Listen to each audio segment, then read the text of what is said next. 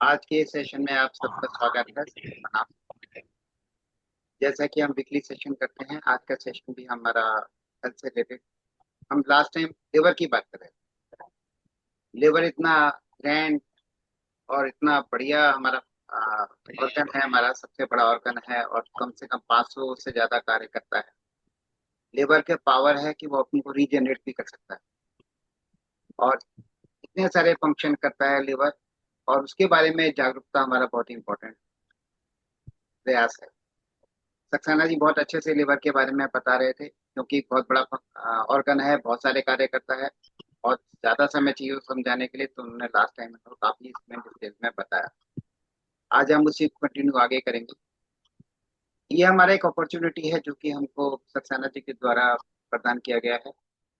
जैसे मैं स्कूलों में भी जाता हूँ और स्कूलों में मैं मैथ्स पढ़ाता हूँ बच्चों को, और वो कोशिश करता हूँ कि बच्चों को मैथ्स के प्रति जागरूकता हो। मैथ्स एक ऐसा सब्जेक्ट है जो कि बहुत इंपॉर्टेंट है, बहुत इजी स्कोरिंग है और जीवन में हर उसमें काम आने वाला है। पर बच्चों को इससे बहुत एक डर बैठा हुआ है और वो उसको मतलब बड़े अजीब तरीके से देखते हैं।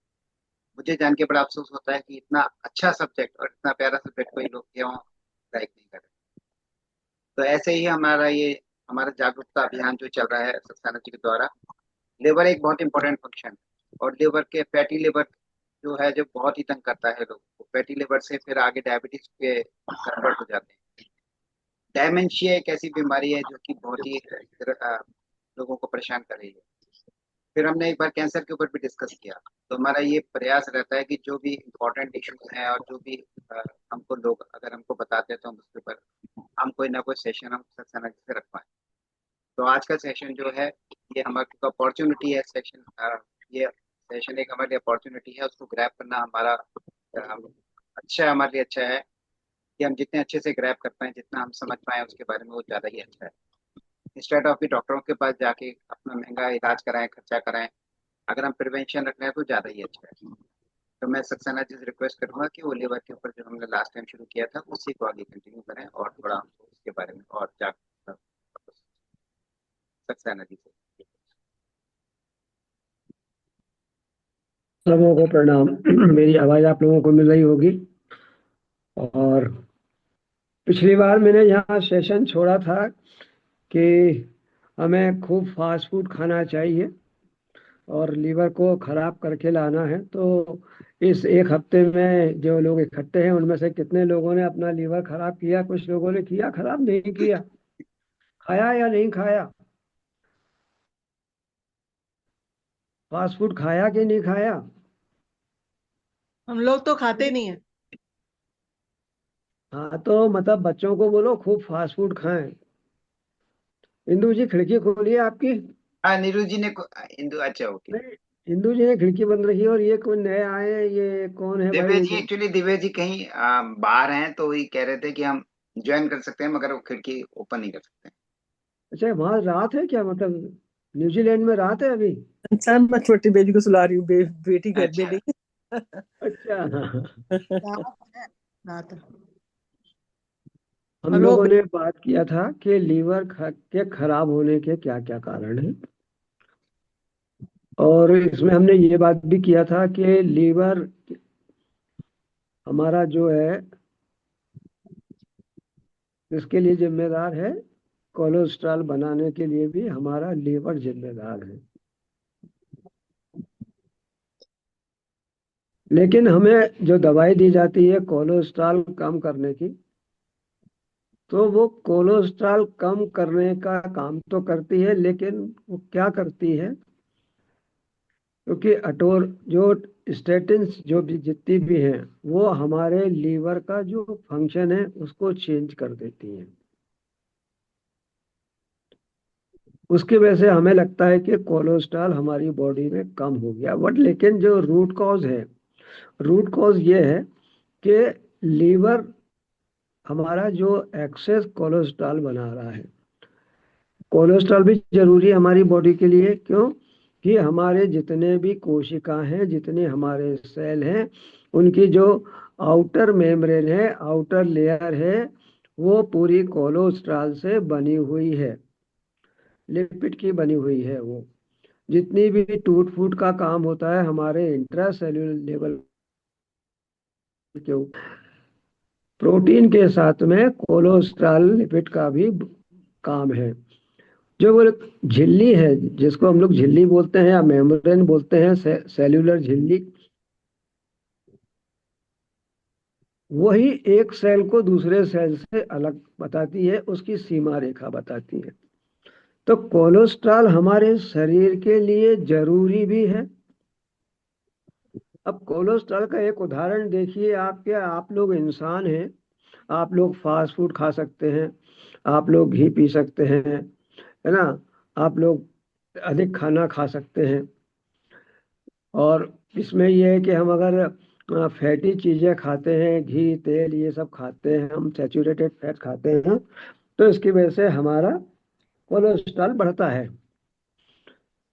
लेकिन यहाँ एक प्रश्न ये उठता है, अगर दूसरी तरफ हम देखें तो जितने भी ये जानवर हैं, पशु है, मुर्गा है एंड गाय है, भैंस है, जितने भी हमारे दुधारू पशु हैं, मुर्गी के अंडे में भी डॉक्टरों ने बोला था कि उसके येलो भाग में जो है कोलेस्ट्रॉल है, उसको उन्होंने बंद करा दिया कि कोलो को आप येलो भाग नहीं खाएंगे, आप व्हाइट पोर्शन खा सकते हैं बट येलो नहीं खाएंगे। लास्ट में मतलब ये आके अभी बोलने लगे कि साहब नहीं, वो उसके अंदर कोलेस्ट्रॉल जो है वो अच्छा है, आप खा सकते हैं। तो मतलब कहीं भी हमारा जो है कोई बात का ठिकाना नहीं है कि हम जो कह रहे हैं आगे जाके उसका परिणाम क्या होगा। पहले बंद करा दिया, फिर बाद में चालू करने के लिए बोल दिया। घी को पहले बोला घी बिल्कुल नहीं खाना चाहिए, घी खाने से कोलेस्ट्रॉल बढ़ता है। अभी जब लेटेस्ट रिसर्च आ रही है तो उसमें बोला था घी अच्छा होता है क्योंकि उसमें ओमेगा, हमारे जो प्राचीन ग्रंथ हैं, प्राचीन हैं, जो बोलते हैं कि साहब हवा तेज चलेगी तो जंगल में बांसों की रगड़ से आग लगेगी। तो आग का काम जलाना था, पहले भी जलाती थी, आज भी जलाती है और आगे भी जलाएगी। तो जो शाश्वत सत्य है, हमें उस पर ज्यादा ध्यान देना चाहिए। शाश्वत सत्य क्या है? हमारा शरीर अपनी क्रियाएं अपने हिसाब से करेगा ही। मैं बात कर रहा था जानवरों की, दुधारू जानवरों की। दुधारू जानवर को कोई घी नहीं पिलाता, तेल नहीं पिलाता, फास्ट फूड नहीं खिलाता, कुछ नहीं खिलाता, उसके बाद में उनके दूध में फैट कहाँ से आता है?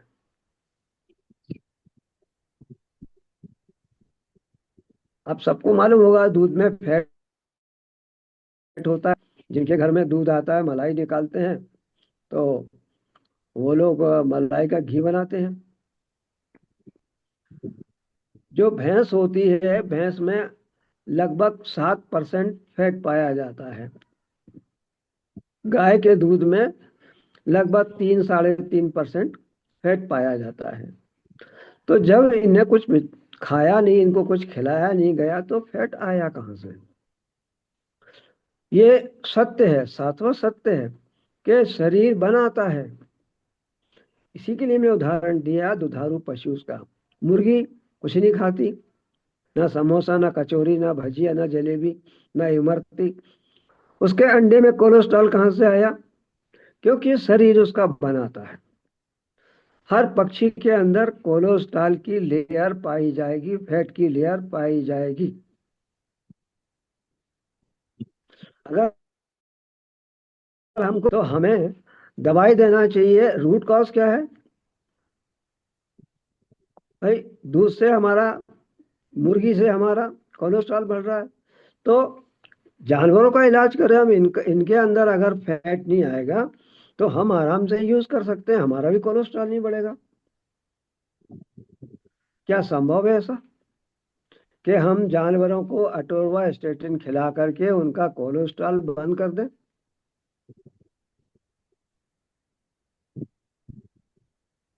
जब भी हम भोजन करेंगे, हमारी शरीर की आवश्यकता से अधिक हमारा शरीर उसको यूटिलाइज करेगा और उसके बाद उसको फैट में कन्वर्ट करेगा, इसलिए कि इन फ्यूचर अगर आप स्टार्वेशन मोड पे हैं, आपको भोजन नहीं मिल पा रहा है, तो फैट आपका बर्न होगा, में कन्वर्ट होगा, और कीटोन में कन्वर्ट होने के बाद में वो आपको ऊर्जा देगा। हमारे शरीर में जो मस्तिष्क है उसको हमेशा 24 आवर्स, चाहे आप सो रहे हो चाहे आप जाग रहे हो, उसको ग्लूकोज की आवश्यकता है। अगर उसको ग्लूकोज नहीं मिला तो सारा काम गड़बड़ है। आप देखिए ना, अगर आपको भूख लगे और खाना ना मिले तो आपका जो अल्ट्रेशन इन योर बिहेवियर, आप चिड़चिड़े हो जाते हैं, गुस्सा आती है, आपको खींच आती है, जल्दी खाना दो भाई, है ना। तो अब जब मस्तिष्क को नहीं मिलेगा तो वो क्या करेगा। इसीलिए डायबिटिक पेशेंट में जो भय है डॉक्टर्स को कि सारी गोली खिलाने के बाद बोलते हैं हर 2 घंटे में खाते रहो खाते रहो। अरे भाई, जब आदमी खाएगा तो क्वांटिटी एक्सेस होगी ना, तो कहाँ से दवाई काम करेगी आपकी। दवाई तो काम कर ही नहीं पाएगी ना, उसको आप अपॉर्चुनिटी दे ही दे रहे हो, उसको वो उतना इंटरवल दे ही नहीं रहे हो कि वो अपना काम कर सके। आप दवाई भी खिला रहे हो और खाना भी खिला रहे हो, और उम्मीद कर रहे हो कि कोलेस्ट्रॉल कम हो जाए। How it is possible. Sugar में भी वही बात है, आप गोली खिला रहे हो और उसको हर 2 घंटे में कार्बोहाइड्रेट खाने को बोल रहे हो। तो कार्बोहाइड्रेट की मात्रा जब जब ज्यादा होगी, हमारा बॉडी उसको कोलेस्ट्रॉल में, फैट में कन्वर्ट करेगी ही। और ये पहले डाइग्लिसरॉल, फैटी एसिड, डाइग्लिसरॉल, डाइग्लिसरॉल फिर बाद में ये जब सेरामाइड में कन्वर्ट होता है तो डायबिटीज का रूप, क्योंकि जो फैट है वो सेरामाइड में कन्वर्ट हुआ और सेरामाइड जाकर के जमा होता है हमारे मसल सेल्स में। जब मसल सेल्स में जमा हो गया तो हमारी मसल्स भी जो है वो इंसुलिन को एक्सेप्ट नहीं करती है। समझ में आ रहा है आप लोगों के बाद सेरामाइड और डाइग्लिसरॉल वगैरह समझ में आया आपको। ग्लिसरॉल, डाइएसिटाइल ग्लिसरॉल, है ना, ये इनके नाम है, तो आप समझिए मत, ठीक है बस। अब डायबिटीज भी जो है ना लीवर से ही आएगी। अगर आपका लीवर फैटी लीवर हो गया तो इंसुलिन और लीवर के बीच में जो पाथवे है वो पाथवे डिस्टर्ब हो जाएगा, और इंसुलिन की मात्रा बढ़ने के बावजूद भी इंसुलिन का एक्शन नहीं आएगा। तो इसलिए ये हमारी बॉडी का सबसे मेन ऑर्गन है, इसलिए इसका ध्यान रखना बहुत जरूरी है।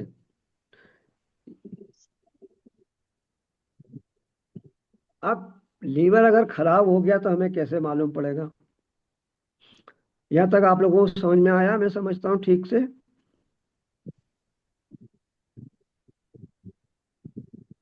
इंदु जी समझ में आया, श्रीदेवी जी समझ में आया आपको, नीरज जी तो कहीं चले गए, नीरू जी आपको समझ में आया। हाँ जी, यस। ठीक है, शर्मा साहब आपको हाँ जी, सब हाँ जी, बिल्कुल आ बिल्कुल। गया सर।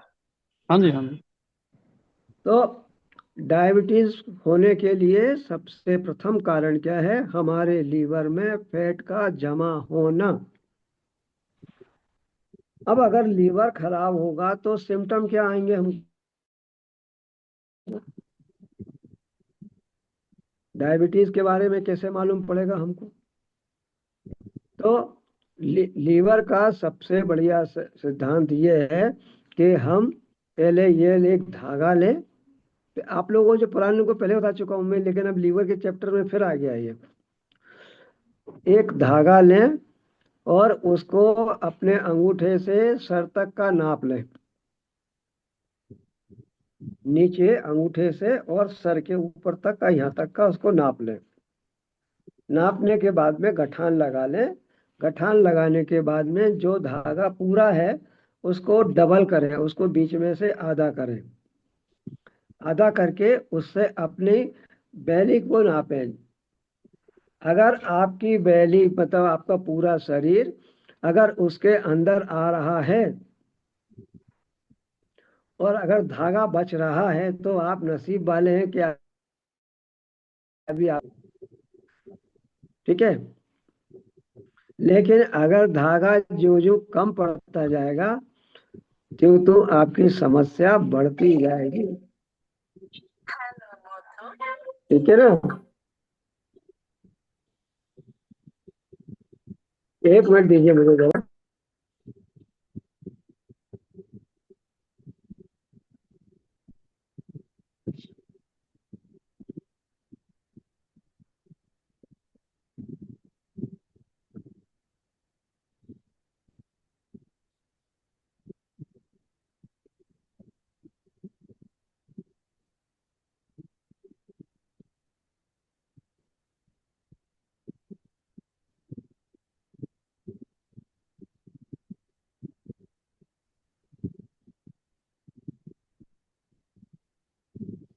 कमर नापने का धागा बता दिया था। अगर आपके यहाँ पे गले में अगर आपके मोल आ रहे हैं, मस्से आ रहे हैं, तो आप बढ़ चुके हैं आप बीमारी की ओर। अगर आपकी गर्दन में यहाँ पे काली लाइन आना शुरू हो गई है, आप बढ़ चुके हैं बीमारी की ओर। अगर आपकी आर्मपिट मतलब armpit that is called the this portion, अगर यहाँ पे ब्लैक स्पॉट या ब्लैक कालापन आ रहा है तो आप बीमारी की ओर आपके कदम बढ़ चुके हैं।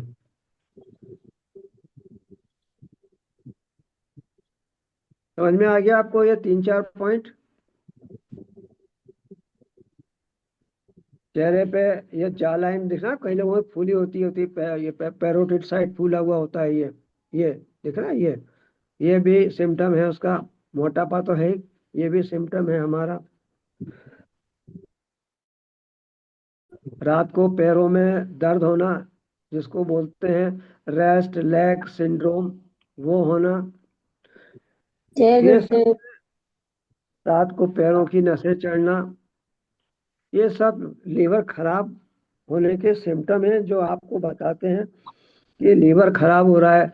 खाली पेट नौशिया होना, उबकाई आना, ये भी आपका लीवर खराब होने का है। अगर लीवर खराब हो रहा है तो निश्चित मानिए आपको बहुत सारी बीमारियां, सिम्टम, आपको बीमारियां नहीं, मैं इनको लक्षण बोलूंगा, आपको लक्षण देखेंगे। अगर आप उनको, फिर पीलिया भी इसी में होता है, पीलिया हो जाता है लोगों को, बार बार पीलिया होता है। अगर लीवर को ठीक से ठीक ना किया जाए तो फाइब्रोसिस होती है लीवर के अंदर। उसके बाद में इसमें स्टीरोसिस होता है। उसके बाद में लीवर जो है हमारा लीवर कैंसर या लीवर सिरोसिस में परिवर्तन। तो लीवर का ध्यान रखना हमें बहुत जरूरी है। यहाँ तक समझ में आ गया होगा आपको लीवर के बारे में, ठीक है। अब ठीक कैसे करोगे लीवर को भाई? अब ठीक भी तो करोगे। तो सबसे बड़ा है कि आप खाना खाना बंद कर दो, क्योंकि इतना सारा स्टोर में जमा कर लिया तो खा के क्या करोगे। पर दिल है कि मानता नहीं, खाने को तो चाहिए, है ना। तो सबसे मेन चीज है हमें अपनी कैलोरी, अपना बीएमआई, हमें उसके हिसाब से कैलोरी को कम करना और कार्बोहाइड्रेट की मात्रा को जितना हम घटा के रखेंगे उतना ज्यादा अच्छा है। अगर मैं बात का संग निकल के आता है, छोटा सा है। अगर हम सन 1600 की बात करें, उस समय हमारे जो पूर्वज थे उनके पास खाने की व्यवस्था क्या थी? कभी आप लोग कल्पना कर सकते हैं इस बात को? फल फ्रूट्स, फिर फल फ्रूट्स। फल फल फ्रूट भी फल फ्रूट भी नहीं थे सर, क्योंकि हमारे यहाँ जो एग्रीकल्चर एड था वो उतना नहीं था। दूसरा, हमारे यहाँ कृषि उतनी डेवलप नहीं थी। हमारा जितना भी कृषि का उत्पादन था वो केवल वर्षा पर निर्भर था। भारत की इकोनॉमी भी जो उस समय पूरी तरह से इसी मौसम चक्र पर आधारित थी, क्योंकि कोई साधन नहीं था। फिर कॉलोनाइजेशन हुआ, मतलब अंग्रेज आ गए।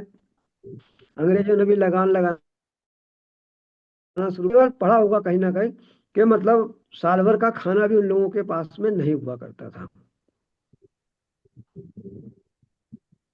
लेकिन उस समय कोई भी आदमी मोटा नहीं होता था। 1600 से देखो आप, 1600 से आप आ जाओ 1970 तक, 1960 आ जाओ, 1954, 1955, इनमें देखो आप 1970 के बाद देखो कितने लोग मोटे हुए। फिजिकल एक्टिविटी थी ना हमारी शायद। सर फिजिकल एक्टिविटी के साथ में हमारा उस समय पे भोजन जो था, सवेरे खा लिया तो शाम का ठिकाना नहीं होता था। हिंदुस्तान का आदमी उस समय भुखमरी में था। कपड़े पे कंट्रोल था, शक्कर पे कंट्रोल रहा, आप लोगों को अगर याद रहा हो, है ना। हमारी हर चीज पे कंट्रोल था। आज हर चीज फ्री है। फ्री मीन्स फ्रीली अवेलेबल है, ठीक है। दूसरी बात क्या है, जो हमारी आर्थिक स्थिति है, हम देखें 1900 के बाद से हम देखें, अगर लगातार फिगर देखें 1900, तो 1901 से लेके 1970 1980 तक कितनी तनख्वाह थी लोगों की, या जो पूरा था वो कितना था। हमारे जो तनख्वाह बढ़ी है या जो महंगाई बढ़ी है उसका परसेंटेज कब बढ़ा है? पहले साइकिल लेना मतलब बहुत बड़ी बात थी। किसी के घर में साइकिल आती थी। पहले बच्चा अगर पास हो जाता तो पूरे मोहल्ले में मिठाई बंटती थी। आज बच्चा पास हो जाता कोई पूछता नहीं है। 50% और 60% की कोई वो मतलब ही नहीं है। मेरा कहने का मतलब यहाँ पे ये है कि जब हमारे पास कम था तो हमारी बॉडी जो खा लेती थी, तो फैट नहीं मिला, तो जो फैट था उसका यूटिलाइज किया। उस समय कंट्रोल के कारण हमारे पास में, या तब हम लोग बीमार भी कम थे और हमारी बॉडी का वो सिस्टम काम करता था, ये कार्बोहाइड्रेट को भी यूटिलाइज करता था और फैट को भी यूटिलाइज करता था। आज क्या हो रहा है, आज कार्बोहाइड्रेट भरपूर है, फैट का इस्तेमाल हो ही नहीं रहा, है ना। वही वाली बात हो गई, जो मारुति आई तो उसमें दो dual power supply, dual fuel system आ गया। एक आ गया सीएनजी और एक आ गया पेट्रोल, दोनों मिला करके। तो अभी जितने भी लोग हैं वो सीएनजी पे चलाते हैं, पेट्रोल टंकी चाहे भरी रखी रहे। तो हमारी बॉडी में वही चेंजेस हुआ कि हमारी बॉडी के अंदर जो एक नैसर्गिक हमारी प्रक्रिया थी कि फैट को भी हम बर्न करते थे और कार्बोहाइड्रेट को भी बर्न करते थे। उस समय गाड़ी घोड़ा नहीं था, तो हमको मतलब मतलब फिजिकल एक्टिविटी हमारी ज्यादा थी। अब जब हमारी फिजिकल एक्टिविटी कम है तो हमें क्या करना चाहिए? एक्टिविटी, हाँ, हमें उसके हिसाब से भोजन करना चाहिए। हमें ये नहीं कि मतलब बस जो मिल रहा है डालते जाओ। भाई, आपका पेट है, बोरा नहीं है, भरना नहीं है इसको। कुछ भी मिला डालो, मिठाई मिली डालो, जो मिला डालो। नहीं भाई, आपको समझना होगा कि आपकी शरीर की वास्तव में आवश्यकता कितनी है। आपको सुन के ताज्जुब होगा, आपके शरीर को मुश्किल से 100 ग्राम कार्बोहाइड्रेट चाहिए 24 घंटे में। मैक्सिमम मैक्सिमम 100 ग्राम, उससे ज्यादा नहीं चाहिए। लेकिन हम कितना खा रहे हैं बताएं? कौन कौन कितना हिसाब बताएं अपना अपना जरा, और अपना अपना पेट देख के बताएं, क्या इतनी आवश्यकता है क्या आपको? बताइए, शर्माइए मत, बिल्कुल बताइए आप, बताइए आप कितना खा रहे हैं आप सर लोग? मैंने तो एकदम कंट्रोल कर दिया है। चलिए, एक आपने, यस, एक रोटी का वजन कितना होता है? 20 ग्राम। और एक रोटी के अंदर आपका मिनिमम 30 ग्राम की रोटी बनती है, मिनिमम। 1 ग्राम, 100 ग्राम कार्बोहाइड्रेट के अंदर, गेहूं के अंदर 60 से 70% कार्बोहाइड्रेट होता है।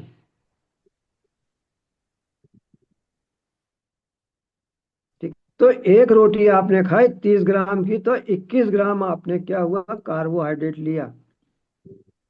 चावल में स्टार्च होता है, लोग बोलते हैं हम तो एक ही रोटी खाते हैं।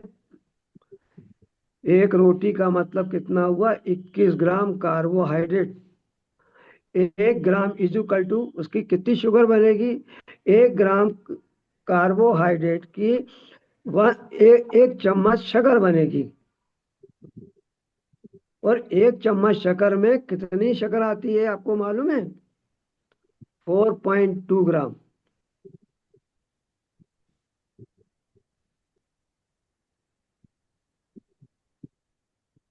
कितनी आती है? 4.2 ग्राम। 4. तो 21 को हम मल्टीप्लाई अगर करते हैं 4.2 ग्राम से, तो 4 ही मान लीजिए राउंड फिगर में, 84 ग्राम शुगर आपने एक रोटी में खाई है।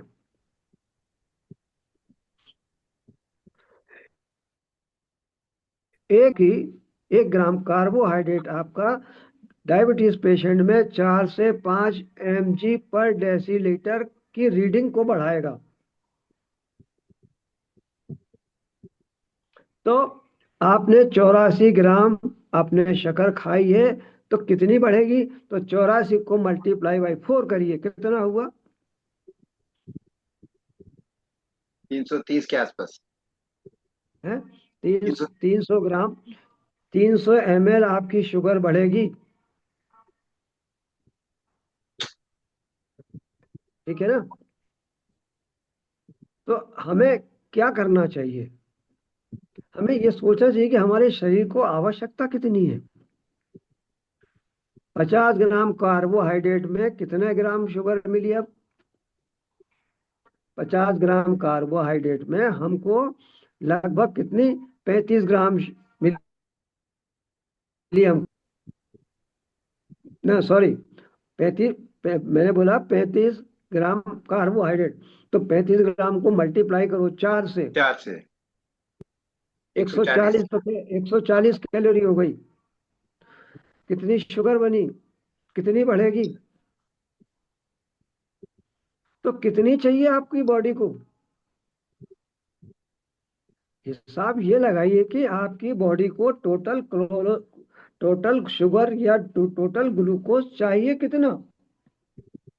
और एक मॉलिक्यूल से, शुगर के एक मॉलिक्यूल से जो इंट्रा सेल्यूलर लेवल के ऊपर जो एटीपी बनती है, एडिनो ट्राइफॉस्फेट, जो एनर्जी में कन्वर्ट होता है हमारा, वो बनती है, एक मॉलिक्यूल इज इक्वल टू 36।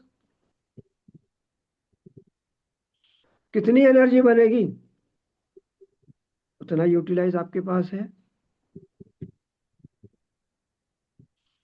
नहीं है? आपके, आप घर में बैठे हुए हैं, आप काम नहीं कर रहे, फिजिकल एक्टिविटी नहीं है, तो जो एक्स्ट्रा ग्लूकोज, एक्स्ट्रा शुगर आपकी जो आ रही है, इस मैथमेटिकली के हिसाब से जो अप्रोक्सीमेट है, तो कहाँ जाएगी बॉडी में? उसके पास कोई सिस्टम है नहीं कि वो बाहर फेंक दे, वो उसको स्टोर पहली करता है, बैली में जमा कर रहा है। और आप हैं, आप उसके ऊपर मेहरबान हैं, आप दिन में 3 बार दे रहे हैं, मिठाई भी खा रहे हैं, रसगुल्ले भी खा रहे हैं, है ना? किसी मेहमान के यहाँ जा रहे हैं तो वो और आग्रह करके, अनुनय विनय करके खिलाता है आपको, तो 2 रोटी एक्स्ट्रा खा के आते हैं। और कहीं सब्जी अच्छी मिल जाए तो फिर तो भगवान मिलेगा, फिर 2 रोटी और एक्स्ट्रा। हमें हिसाब है हमने कितना खाया, हमारी बॉडी को कितनी आवश्यकता है, क्या हम उसका यूटिलाइज कर पाएंगे? ये कि आप जमा कर लो। यहाँ पे यही काम करता है हमारा लीवर जो है ना, वो सीए है, वो हिसाब लगाता है, जमा कर देता है। यहाँ पे लीवर सीए का काम करता है। फिर आपको ये सोचना होगा, जब तक आप इस पर नहीं सोचेंगे ना तो आप अपने लीवर को ठीक रख पाएंगे, ना आप अपने आप को स्वस्थ रख पाएंगे। हमें सोचना होगा वास्तव में हमें कितना भोजन चाहिए, उससे अधिक मात्रा में भोजन नहीं चाहिए, है ना। अगर खाना है आपको तो ये अनाज छोटे, अब ये तो मेरी मेरी दृष्टि में तो ये कार्बोहाइड्रेट, गेहूं खाना, ज्वार खाना, मक्का खाना, मैं- हमारे जैसे लोगों का खाना नहीं है, पढ़े लिखे लोगों का। नहीं, बिल्कुल नहीं है ये खाना। हम लोगों तो हाई प्रोफाइल के आदमी हैं, हम लोगों का खाना क्या है? पालक हो गई, ब्रोकली हो गई, मूली हो गई, चुकंदर हो गया, है ना। जिसको दूसरे लोग बोलते हैं यार ये क्या खा रहे हैं, ये खाना है बढ़िया, ये हाई प्रोफाइल फूड है। और वो जो कार्बोहाइड्रेट, दाल चावल, रोटी, पराठा, पूड़ी, ये सब तो लो प्रोफाइल का खाना है। अपन बोलते हैं ना प्रोफाइल, अपन मतलब थोड़ा डिस्टेंस मेंटेन करते हैं ना प्रोफाइल में, थोड़ा सा ये नीचे का आदमी है, तो we should have to maintain that profile. क्यों जाना हमको उस पे? फल, मौसमी सब्जियां जो बहुतायत से उपलब्ध हैं आपके पास में, जिनकी कीमत भी कम होती है, और जिस वातावरण में आप हैं जहाँ पैदा होती हैं। ए भैया कौन है ये बीच में है ना, जहाँ जो पैदा हो रहा है वही खाएं। दिल्ली में नारियल पैदा नहीं होता, पहाड़ों में नारियल पैदा नहीं होता, क्यों नहीं होता? सर्दी में आम नहीं आता। अब मेरी बात समझ रहे हैं कि प्रकृति जिस हिसाब से चल रही है उस हिसाब से आप चलें, अपने हिसाब से नहीं चलें। बरसात के मौसम में आपका क्या आ गया, भिंडी आ गई आपकी, अ, अ, जो जो सब्जियां बरसात में आ जाती हैं, जो जो बरसात में खाई जा सकती हैं वो लें। दालें हैं, अपनी दालें फूल लें, दालों में प्रोटीन होता है। तो हमको इस हाई प्रोफाइल फूड पे जाना चाहिए। ड्राई फ्रूट्स हैं हमारे, हमें उनका इस्तेमाल करना चाहिए हमें, पर सबका एक सीमित मात्रा में, क्योंकि हमारा जो मेटाबॉलिक रेट है, 25 साल की उम्र में जो हमारा मेटाबॉलिक रेट था वो आज की तारीख में हमारा नहीं है, धीरे धीरे हर 10 साल में घटता है, हर 10 साल में 10% घटता है। दूसरी बात, बुढ़ापे में बीमारी क्यों आती है? क्यों कि जो 40 साल की उम्र तक हमने बदमाशियां की, उनका प्रतिफल हमको 60 साल के बाद मिलता है ना।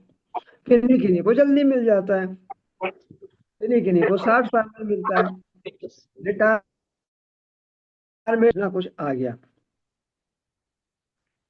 फीमेल्स में भी जैसे उनका मीनोपॉजल पीरियड आया, उनको तकलीफें शुरू हो जाती हैं। तो इन तकलीफों से बचने के लिए हमें क्या है, हमें आज यंग्स को भी अवेयर करना होगा। ये हम तक सीमित ना रहे बात, हमें उनको भी अवेयर करना है कि भाई कौन सा खाना खाना है, कितना खाना है। आप दिन में 6 बार ककड़ी खाओ, खीरा खाओ, कोई नुकसान नहीं है।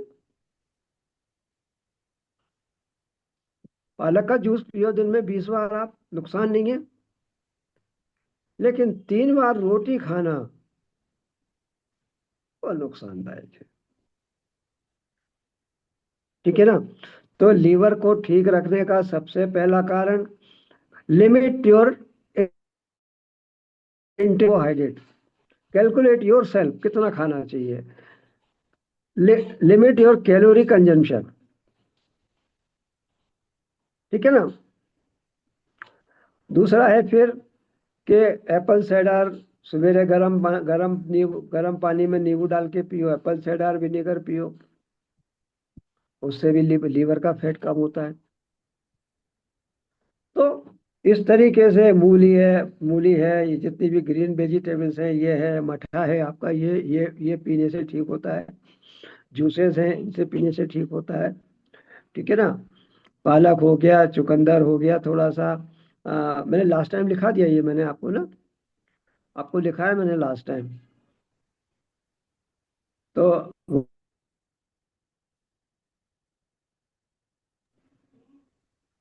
पानी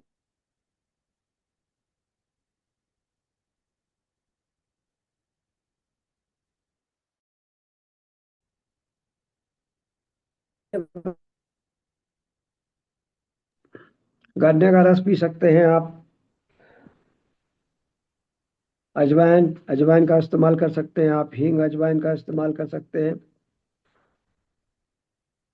आटे में चने का आटा मिला सकते हैं। मुझे 1 मिनट दीजिए प्लीज, है ना।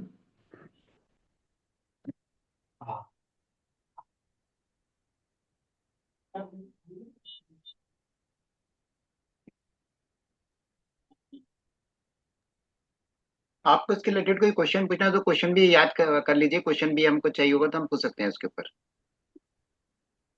क्योंकि सक्सेना जी लास्ट में 5 मिनट का टाइम देते हैं क्वेश्चन आंसर्स के लिए, तो भी कोई क्वेश्चन भी हमको जानना हो तो हम इसमें जा सकते हैं। लीवर एक ऐसा इंपॉर्टेंट फंक्शन है ना, जो हमारा बहुत सारी चीजों को ठीक करता है और बहुत सारी चीजों को बीमार भी करता है। तो इसलिए लिवर का मैंने रिक्वेस्ट किया कि लिवर के ऊपर जरूर एक सेशन लीजिए।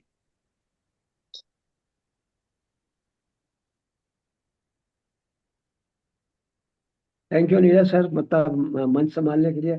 बहुत तेज प्यास लग रही थी। आ, बहुत देर से पानी नहीं पिया था। सही है। तो बहुत तेज प्यास लग रही थी, रियली सॉरी फॉर इंटरप्शन। जय गुरुदेव। दालचीनी। जी। मैं एक क्वेश्चन करना चाहती हूँ, आप हमें ये फूड डाइट चार्ट भेज सकते हैं क्या, शुगर वालों के लिए? मैडम वो मेरा जो डाइट चार्ट है वो बनता है 2,500 रुपये का। अच्छा। जी। क्योंकि उसमें मुझे बहुत मेहनत होती है और उसमें मुझे सब कोरिलेट करना होता है, हर चीज को। और आपकी रिपोर्ट भी मुझे चाहिए होती है कि आपकी शुगर कितनी है, कितना आपका HbA1c है, और आपका ब्लड ग्रुप क्या है, आपका आपका हाइट वेट, मुझे सारा मुझे नहीं, बनाने में कम से कम दो वो दिन लगते पर्सन हैं। स्पेसिफिक होता है, पर्सन स्पेसिफिक होता है, जनरलाइज नहीं कर सकते। तो उसके लिए नहीं, ना वो जनरलाइज पूरा, नहीं है। हाँ, पूरा मेहनत करके फिर वो बनाते वो उसमें पूरा आपका मतलब पूरा कैलकुलेशन आएगा, आपका फैट कितना, आपको ओके। कार्बोहाइड्रेट कितना होना चाहिए, आपको कितना सब होना चाहिए।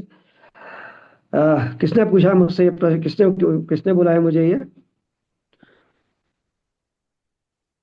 जी सर। जिसने बोला है वो अपनी खिड़की खोले जरा। हाँ जी, मैं मिला हूँ जी। नमस्कार मैडम। वो क्या है, जो डाइटिशियन बनाते हैं मैं उस तरह से नहीं बनाता, मैं इंडिविजुअलाइज बनाता हूँ मैं। उसमें मतलब आपका आपके हाइट, आपका वेट, और आपका पूरा जो वैली फैट आपका कितना है उसको पूरा, क्या, और आपकी एक्टिविटी क्या है। मैं मोटी तो नहीं हूँ सर, मैं वेली फिट नहीं है मेरा, 52। नहीं, वो ये जो तो मेरा कैलकुलेशन में जो आता है मैं तो उसकी बात करता हूँ। आपकी हाइट, आपका वेट, आपका शुगर लेवल कितना है, जितना भी आपका वो सब आएगा, that is the total mathematically, उसके ऊपर आपको हम पूरा निकलता है कि आपका आप ओवरवेट हैं, आप नहीं हैं। उसमें मैं ऐसे नहीं बोलता कि नहीं वो है वो। और वो फिर ओके। आपके लिए क्या है, उसमें जो कुछ फूड होते हैं जिनको हम स्ट्रिक्टली प्रोवाइड करते हैं वो आपको नहीं खाना है। वो मतलब हमारा जो डाइट चार्ट बनता है, ये डाइट चार्ट वो नहीं होता कि भाई आपको एक हफ्ते ये खाना है, ये खाना है, ये खाना। हम आपको फूड लिस्ट देते हैं कि आप इनमें से जो आपके लिए अच्छे हैं वो आप खा सकते हैं, जो आपके लिए खराब है ना, मतलब हाईली बेनिफिशियल फूड, एंड आप उसके बाद में नेचुरल फूड्स, और उसके बाद में जो फूड आपको नहीं लेना है, अवॉइड वाले, तो वो भी हम लिस्ट आपको बना के देते हैं कि ये फूड आपके लिए नहीं है। जैसे मैं अपनी बात करूं, मैं ब्लड ग्रुप का हूं मैं, मेरे को टमाटर नहीं खाना चाहिए, ठीक है ना। मुझे टमाटर क्यों नहीं खाना चाहिए? क्योंकि टमाटर के अंदर तो लाइकोपीन होता है, अच्छा होता है, एंटीऑक्सीडेंट है। बट मेरा ब्लड ग्रुप ए है तो मुझे नहीं खाना चाहिए। क्यों नहीं खाना चाहिए? क्योंकि टमाटर का जो लैक्टिन है वो मेरी हीमोग्लोबिन को क्लब करेगा, इकट्ठा कर लेगा। मेरे लिए ये वैसे ही काम करेगा जो एक वायरस इन्फेक्शन में होता है। जब एक वायरस मेरी बॉडी में आएगा तो वो मेरे जो हीमोग्लोबिन है उसके प्रोटीन के साथ में अटैच होके उनका थक्का बना देगा हीमोग्लोबिन का, और मेरे को इन्फेक्शन क्रिएट करेगा। तो इसलिए मुझे टमाटर खाना ए ब्लड ग्रुप वाले मेरे लिए स्पेशली वो जी। नुकसानदायक है, मेरे को इन्फेक्शन क्रिएट करेगा। लेकिन वही टमाटर आपके लिए बहुत अच्छा है, वही टमाटर नीरज सर, लेकिन हिंदू जी के लिए वो नुकसानदायक है। तो हमारा तो जो भोजन चल रहा है वो ये चल रहा है कि घर में 5 आदमी है, पांचों का खाना एक जैसा बन रहा है। सही बात है सर। क्या आपके घर में 5 लोग हैं, पांचों का नेचर बिहेवियर एक सा है? क्या पांचों लोग के कपड़े एक जैसे हैं? क्या पांचों लोगों की फिंगरप्रिंट एक जैसी है? क्या पांचों लोगों की नाक की लंबाई एक जैसी है? जी। जब डिफरेंट नहीं होते है, हैं सर। जब नहीं है तो फिर एक जैसा भोजन कैसे? हम्म। और इसलिए मैं मैं इसमें थोड़ा सा हाँ, मैं इसमें ऐड करना चाहता हूँ, क्योंकि देखिए क्या होता है कि हम लोग के घर में अलग अलग टाइप का भोजन बनता है। जैसे 5 लोग हैं, 5 टाइप का भोजन बनता है, पर क्यों? वो उनके टेस्ट के हिसाब से है, पर रिक्वायरमेंट के हिसाब से नहीं है। अगर रिक्वायरमेंट के हिसाब से बनने लग जाए तो फिर कोई प्रॉब्लम ही नहीं है। और सक्सेना जी कहते हैं रिक्वायरमेंट के हिसाब से बनाओ। वही वही बात है इंपॉर्टेंट। भाई, खाना बनाना सबके लिए अलग अलग मुश्किल है, मैक्सिमम डाइट है, वो मैक्सिमम डाइट को हम वेजिटेरियन पे ला करके, या उनके जो फूड उनके लिए नहीं है। अब आप देखिए, आपको खुद का देखिए कि आपको कुछ सब्जी पसंद नहीं आएगी, दूसरे को पसंद है, आपको पसंद नहीं है। सर हमें बच्चों के हिसाब से चलना पड़ता है। बच्चे तो बिल्कुल अपने। सही है।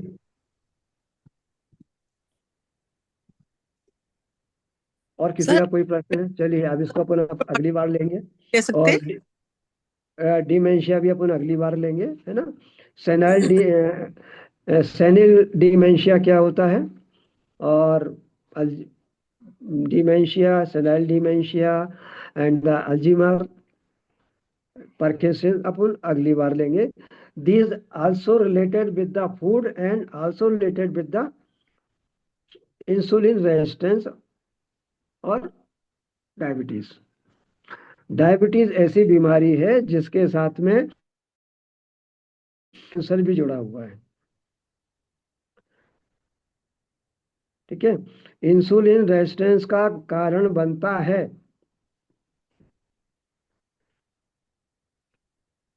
और किसी का प्रश्न है क्या? 10 मिनट है अभी अपने पास में। सर आप टमाटर रॉ फॉर्म में या किसी भी फॉर्म में नहीं ले सकते? किसी भी फॉर्म में नहीं। ओके, ऐसा है। ओके। हाँ, एक्चुअली में जब तक हम पर्टिकुलर, देखिए एक्चुअली में क्या है, हमारे जीन्स आते हैं हमारे मदर फादर से। तो मेरी मेरी जो पहचान है वो कहाँ से है? मेरे माँ बाप से, ठीक है ना। इनहेरिटेंस है। जो जीन्स आए हैं, मैं जो भोजन अंदर डालूंगा उसी के आधार पर सेलुलर लेवल के ऊपर काम होगा, और उसी के आधार पर बीमारी आना या स्वस्थ रहना निर्भर करता है। तो ये बड़े एडवांस लेवल की स्टडी है कि मतलब वो अभी सब लोग लगे हुए हैं, साइंटिस्ट भी लगे हुए हैं, क्या प्रभाव है हमारे जीन्स के ऊपर भोजन का हमारे, ठीक है ना। तो इसीलिए मेरे तो इतना सारा रेट है डाइट चार्ट का। मेरा 500 1000 वाला काम नहीं है, क्योंकि बहुत एडवांस लेवल पे काम करता हूँ मैं। अच्छा, अभी अभी तक हमने जितना पढ़ा पढ़ा है, इसमें से किसी का कोई प्रश्न है क्या? अभी सक्सेना जी आप वो बता दीजिए। सक्सेना जी ने अभी 3 महीने का एक कोर्स किया है और 1.5 महीने का एक कोर्स किया है जो कैंसर के ऊपर बहुत काम किया है उन्होंने। और ये अभी किसी हॉस्पिटल से भी एसोसिएट हुए हैं जिसमें कि वो जाके ट्रीटमेंट देंगे, लोगों को देखेंगे, उसके बारे में बताएंगे और उनका फाइंडिंग्स को लोग इकट्ठा करके फिर वो देखेंगे उसका क्या इफेक्ट होता है। तो ऐसे ही हाँ, बहुत नहीं सारे अभी आप ये करते रहते हैं, ये बताते नहीं है। कभी कभी मूड में होता है तो मुझे बताते हैं कुछ कुछ बात। कल मेरे से खाने का ही बारे में डिस्कस हो रहा था, कह रहे थे कि आप 3 दिन का फास्टिंग रखो। मैंने बोला 3 दिन का फास्टिंग कैसे रख सकता हूँ मैं। बोले बोले ऐसा करो, धीरे धीरे करके पहले रोटी कम करो, फिर उसके ऊपर लिक्विड डाइट पे आओ, फिर करो 3 दिन का फास्टिंग करोगे ना, तो आपका बॉडी ऑटोमेटिक जो है ना ऑटो उस मोड में आ जाएगा जो आपकी बीमारी को खा जाएगा। सेल जितनी भी चीजें हैं आप जो तंग करी हैं वो खाएंगे। तो मैंने इनका बात सुन के अब थोड़ा थोड़ा कुछ करने की कोशिश की है कि मैं भी कुछ, जब हम संगत में रहते हैं तो कुछ तो मतलब असर होना चाहिए। तो अभी तो मैंने 1 महीने अनाज छोड़ दिया था, पर आज मैंने चावल खाया है। अभी 1 महीने नहीं खाया था मैंने अनाज, पूरा 1 महीने टोटल अनाज बंद। तो आप लोग भी करो ना, अच्छा है। अब जैसे ये श्रीदेवी जी कर रही है। सर मैंने रोटी तो बंद कर दी, एक ही खाती हूँ अभी तो, वो तो कर दी। मगर अनाज के अनाज बिना को तो नहीं लेकर रह सकती, एक टाइम तो चाहिए हाँ, एक रोटी। शाम एक को नहीं मिनट, लेती हूँ। शर्मा साहब कुछ कहना चाह रहे हैं। शर्मा साहब बोलिए। सर ये अनाज को लेके मेरा एक कहना था वेजिटेरियंस के लिए, मतलब जो मेरा अल्प ज्ञान उसके मैं ऊपर बोलना चाह रहा था थोड़ा सा। वो कह रहे खाते हैं हम लोग, तो दालें वगैरह में क्या है कि प्रोटीन है लेकिन कंप्लीट अमीनो एसिड नहीं है उसमें। तो वो कहते हैं कि जब आप इसको पेयरिंग करेंगे चावलों के साथ या फिर रोटी के साथ पेयर करते हैं, तो आपको फिर क्या है कि कंप्लीट प्रोटीन मिलता है। और अगर हम अपने फूड में से अगर अनाज को हम निकाल देते हैं, तो जो पर्टिकुलरली हम जो वेजिटेरियंस हैं, तो हमें मतलब कंप्लीट प्रोटीन कैसे मिलेगा? सर देखिए, मैं आपके सामने बैठा हूँ। सर शॉर्ट टर्म के लिए अलग बात है, लेकिन लॉन्ग टर्म के लिए मतलब क्या बोलते हैं उसको, अल्टीमेटली मतलब मेरे मन की शंका है कि मतलब अल्टीमेटली जैसे हम बिल्कुल वेजिटेरियन है, 100% प्योर वेजिटेरियन है, दूध एक दूध और घी और बस वो थोड़ा सा मतलब वो ले लेते हैं, अदरवाइज जो है हम लोग बिल्कुल प्योर वेजिटेरियन खाते हैं। तो जो प्रोटीन की वैसे ही प्रॉब्लम रहती है, मतलब अल्टीमेटली क्या है कि जो फैट अकमुलेशन है स्टमक के आसपास, ट्रेडिशनली जेनेटिकली जो फ्लैट अकमुलेशन है ना, वो कंपैरेटिवली काफी ज्यादा है ब्राह्मणों में और बनियों में। क्यों? और प्रोटीन डेफिशिएंसी उसका रीजन बताता है। नहीं सर, उसका कारण है एक्सेस कंजम्पशन ऑफ कैलोरी। आपका जरा ऊपर कर लीजिए, मैं आपका पूरा फेस नहीं देख पा रहा हूँ शर्मा साहब। हाँ जी। हाँ, आपका please। अच्छा, हाँ, ये अब अपन बात करते हैं, ठीक है ना, थोड़ा सा। और किसी को खिड़की खोलना तो खोलो जरा, बहुत अच्छा डिस्कशन बता रहे हैं शर्मा साहब ने। रिनेश शर्मा साहब, अच्छी बात है। What is the means of the complete protein? Need of protein the का कंप्लीट प्रोटीन, हाँ जी। Sir, what is the function of the protein? Complete protein का मतलब जैसे मतलब जिसको बोलते हैं अमीनो एसिड्स हैं टोटली बेसिकली, जिसका आपका आरएनए डीएनए वगैरह जो भी बनता है, तो अनलेस। बिल्कुल ठीक सर, बहुत बढ़िया। बोलिए बोलिए सर, बोलिए आप, नहीं संकोच कुछ मत नहीं, मैं कह करिए, रहा हूँ बोलिए। जैसे आपका कोई भी बॉडी का पार्ट है, कुछ भी है जो भी है, अल्टीमेटली जो भी है अल्टीमेटली इट इज प्रोटीन। तो जब वो पूरे तरह से संपूर्ण नहीं होगा, मतलब जो सर मेरा अपना नॉलेज है उसके में, हाँ। नहीं नहीं सर, अब मुझे ये बताइए कि आपकी अगर जैसे आपकी नॉलेज है, तो सर मुझे ये बताइए what is the complete protein, किसको मानते हैं कंप्लीट प्रोटीन? क्या कार्बोहाइड्रेट मिलाने से प्रोटीन कंप्लीट होता है? सर मेरा कहना क्या है कि जो मैं मतलब क्या है कि जो उसको कंबाइन करते हैं, जैसे जो ट्रेडिशनल विजडम भी है हमारी, अदरवाइज भी क्या है कि दाल रोटी खा लो, दाल चावल खा लो, ठीक है ना। तो उस लिहाज से मैं पूछ रहा हूँ, मतलब मैं तो मतलब आपसे क्लैरिटी में ज्ञान, अल्प ज्ञान को अपना बढ़ाना चाह रहा हूँ। नहीं नहीं नहीं शर्मा साहब, देखिए प्रोटीन का काम है अमीनो एसिड बनाना, राइट सर?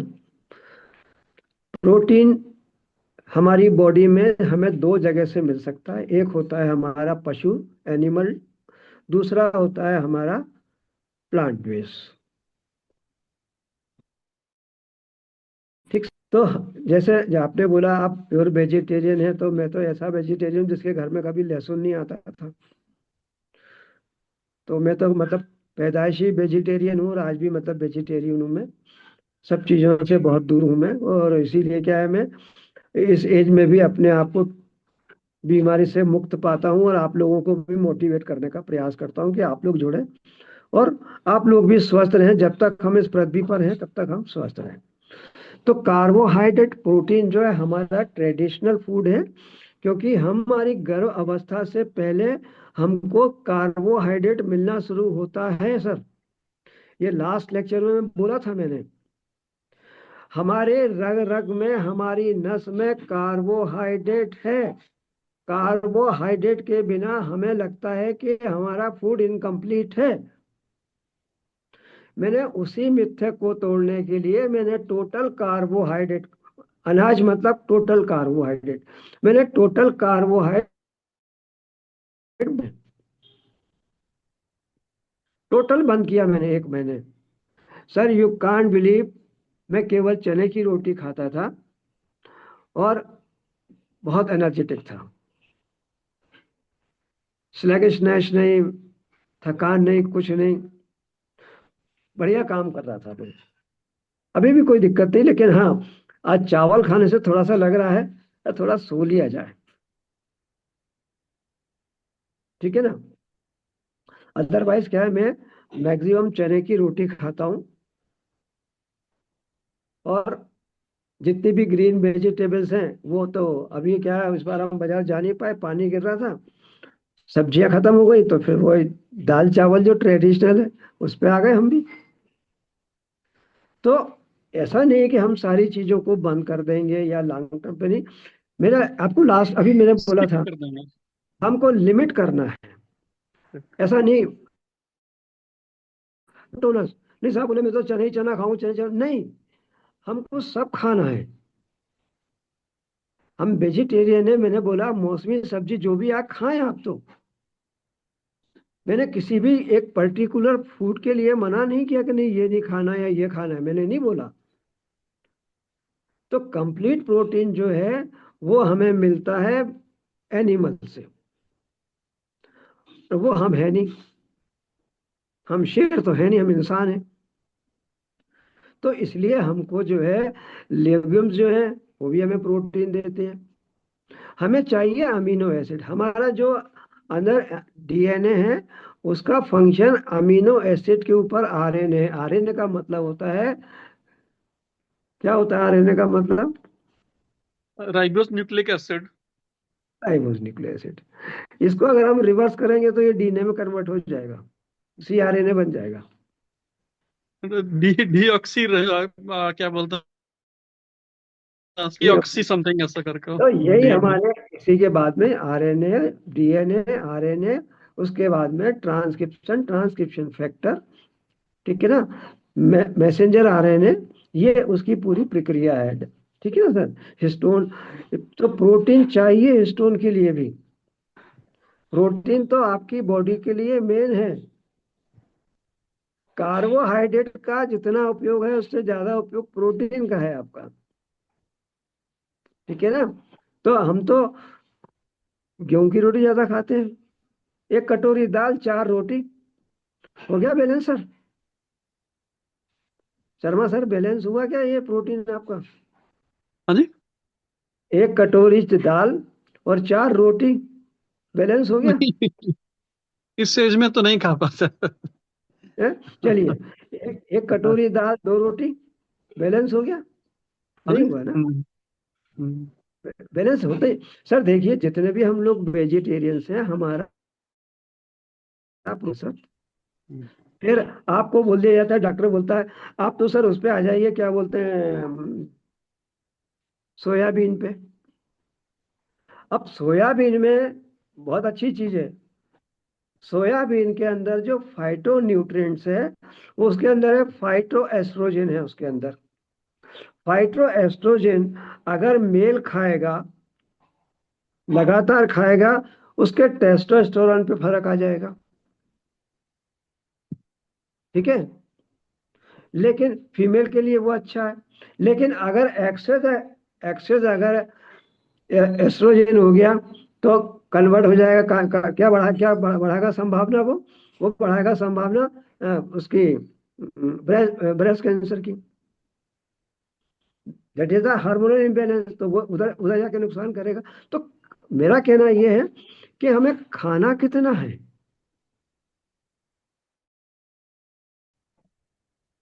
हम मोनोटोनस नहीं हो सकते सर, हम कंप्लीट प्रोटीन पे नहीं जा सकते, हमें सब चीजों को बैलेंस करके चलना है सर। अगर हम चावल खा रहे हैं, तो 1 कटोरी चावल 1:3, मतलब 1 कटोरी चावल तो 3 कटोरी दाल। ठीक है, अगर हम 1 रोटी खा रहे हैं, तो कम से कम 2 कटोरी सब्जी हमारी होना चाहिए, जिसमें 1 कटोरी कम से कम ग्रीन वेज हो, चाहे कच्ची हो और चाहे बनी हुई हो।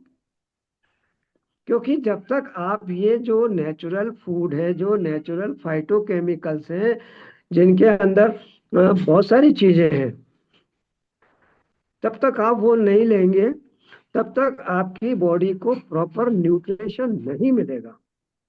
खाली दाल रोटी में पूरा न्यूट्रिशन नहीं है सर, खाली मैगी में नहीं है सर, भी नहीं है। ठीक है ना, हमारा एक ही ट्रेडिशनल फूड है, दाल सब्जी रोटी, दाल सब्जी रोटी, सुबह भी शाम भी। इसके अलावा क्या खाते हो? बहुत हुआ तो पूड़ी बना लो, पराठे बना लो, बहुत ज्यादा हुआ तो होटल में अगर खा के आ गए, अगर कभी बीवी बहुत खुश हो गई तो, कि साहब मेरा बनाने का मूड नहीं है। तो अगर आप देखें, जितनी भी बीमारी आ रही है, डिफिशियंसी ऑफ द न्यूट्रिशन है। आपकी डाइट में क्या है? दाल सब्जी रोटी, न्यूट्रिशन है कहाँ? कितना % मिल रहा है आपको न्यूट्रिशन? इसलिए हमें सारे फूड मौसम के खाना चाहिए। कार्बोहाइड्रेट की मात्रा अगर हम 100 ग्राम से भी कम कर लेंगे तो नुकसान नहीं है। प्रोटीन भी खाएं, हम सारा कुछ खाएं। शर्मा साहब, मैं समझता हूँ आपको उत्तर मिल गया आपको। बिल्कुल बिल्कुल, जी इसमें कोई बिल्कुल। आता है मुझे, नहीं, या ठीक, बिल्कुल सही। या आपको ऐसा लग रहा हो कि नॉन साइंटिफिक जवाब दे रहा है, तो बताएं। मैं तो आपको बहुत अंदर ले सकता हूँ, आप हिम्मत करो। मैं तो एक एक फाइटो केमिकल्स पे ले जाऊंगा आपको। अमीनो एसिड कैसे बनता है, प्रोटीन से कैसे कन्वर्जन होता है, अमोनिया कैसे बनता है, मैं सब पे ले जाऊंगा। एक्सेस एक्सेस अगर हम प्रोटीन लेंगे, it will be damage our liver. क्योंकि लीवर के अंदर हमारा प्रोटीन सिंथेसाइज होता है, तो उसमें बनता है अमोनिया, अमोनिया बनता है, अमोनिया वो नाइट्रोजन बनता है, और उसमें बनता है अमोनिया, तो कन्वर्ट करता है, मैं अभी भूला हूँ शर्मा जी, वो इसका जो प्रोसेस में एक चीज आती है, तो अमोनिया में कन्वर्ट करता है हमारा लीवर। तो सबसे पहला सिंथेसिस हमारी उसमें होता है, यूरिया बनता है, यूरिया कन्वर्ट इन द इसमें, ammonia convert in the urea. तो क्योंकि इसमें जब हम प्रोटीन खाते हैं, तो उसमें नाइट्रोजन का सीक्रेशन होता है, अमीनो एसिड बनता है। अमीनो एसिड हमारी बॉडी के लिए, टूट फूट के लिए, सबके लिए जिम्मेदार है। कोलेस्ट्रॉल है हमारा, अमीनो एसिड है हमारा। जरूरत हमें हर चीज की है।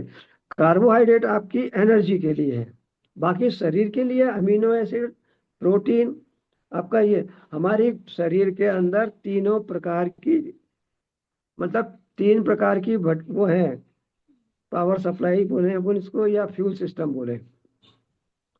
हम खाली घी पी के भी रह सकते हैं, ठीक है ना, क्योंकि हमारा डाइट बैलेंस नहीं होने के कारण हमें बहुत सारी बीमारियां आ रही हैं।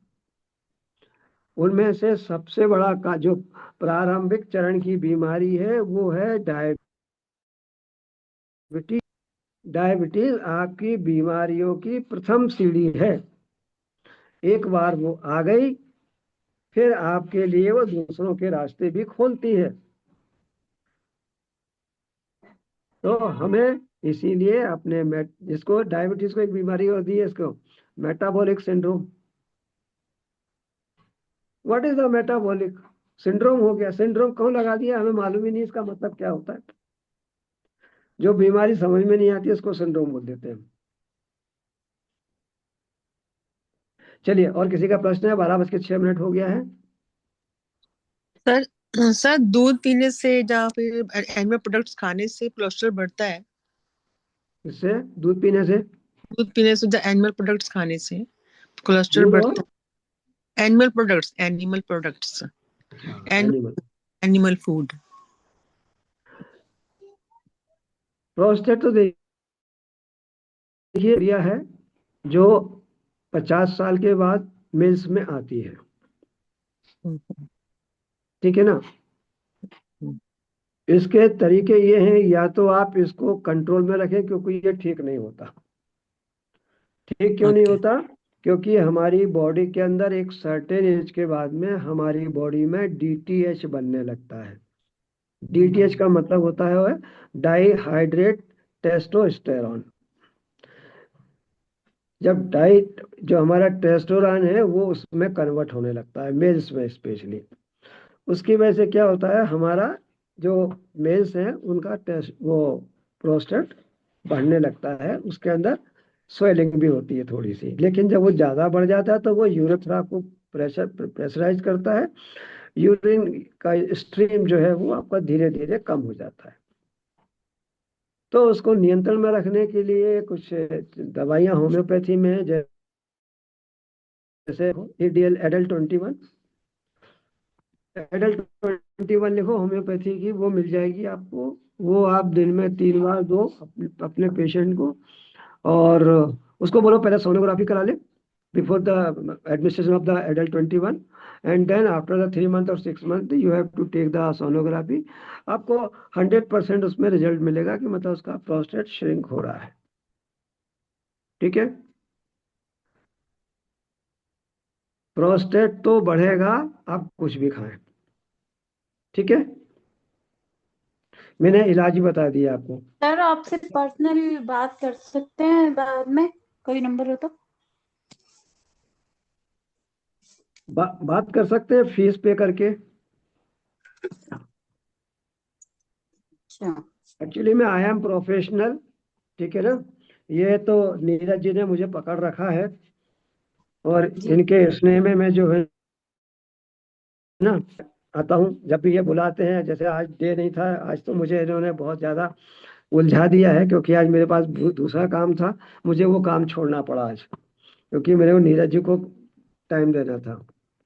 तो नीरज जी से आप, नीरज जी आप इनको जानते हैं जो आप खिड़की से बंद करके बात कर रही हैं?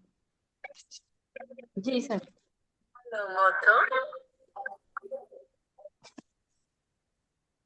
क्या नाम है मैडम आपका? उर्मिला। हेलो।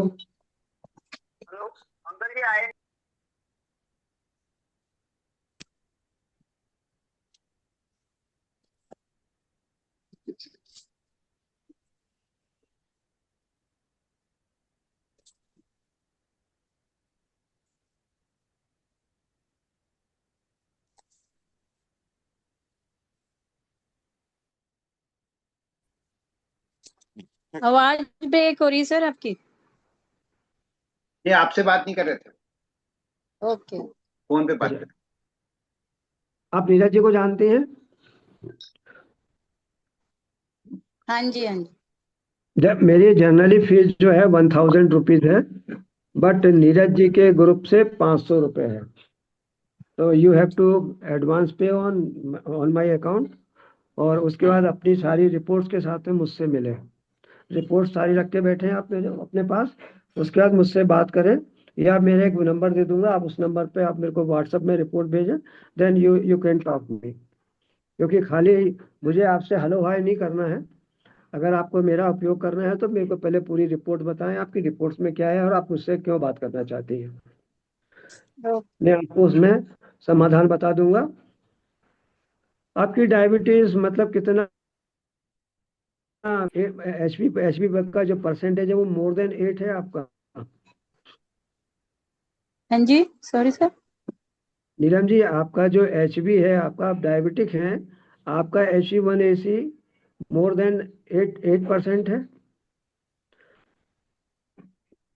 कितना है आपका? कोलेस्ट्रॉल आपका मोर देन 250 है। ट्राइग्लिसराइड आपका 300 है। फैटी लीवर है आपको।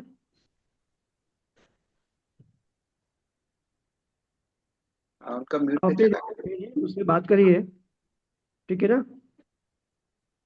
मैं बताऊंगा आपको समाधान। नीरज जी, आप इनको नंबर दे दीजिएगा मेरा। ओके। हाँ, उनमें और हाँ। किसी का कोई क्वेश्चन तो नहीं? 12:15 हो गया, आज 15 मिनट ऊपर हो गया है।